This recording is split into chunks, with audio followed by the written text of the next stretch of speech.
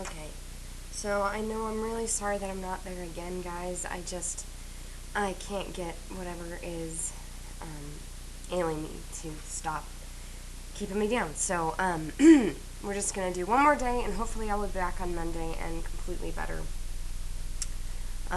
So, I know that Crash Course goes pretty fast. That's why I had you guys watch it twice, but I want to reiterate some of the key things that you should have gotten from what he was talking about with pH and pOH.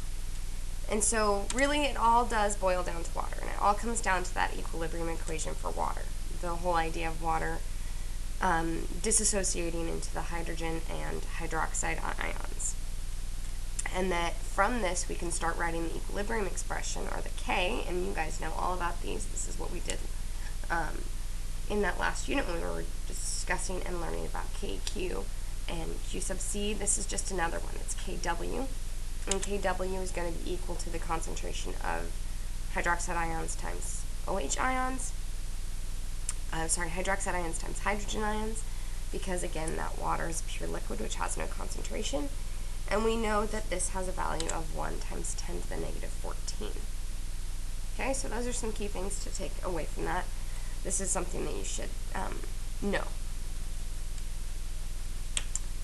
Okay, and so what does that give us? And from that we can get that the concentration of H plus and OH minus ions at equilibrium are both 1 times 10 to the negative 7 molar, which gives us the whole idea of that pH scale ranging from 0 to 14 in our equation for pH. So on that scale, that pH scale, remember, a pH of 7 is neutral, pH of less than 7 is acidic, and a pH greater than 7 is basic. And then we're also able to get the whole idea of the pH equals negative log of the concentration of H plus ions.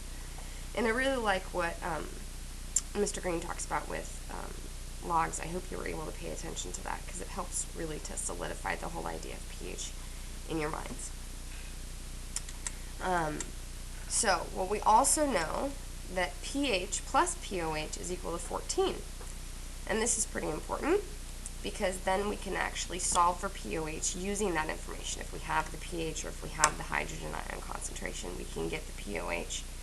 But we can also solve for pOH using the concentration of hydroxide ions if we have those, the same way that we do using the concentration of hydrogen ions, using the negative log of the concentration of hydroxide ions. So these are all pretty key things to take away, and I'm going to give you guys some practice to work on with calculating pH and pOH. Okay? And then hopefully I will be back on Monday. I'm really sorry. I didn't expect to be gone for 3 days. I thought I would be better, but I guess I just worked while I was sick for a little bit too long, and so now I'm paying the price. So I'm sorry, guys, and I will see you soon. Hope you have a good weekend.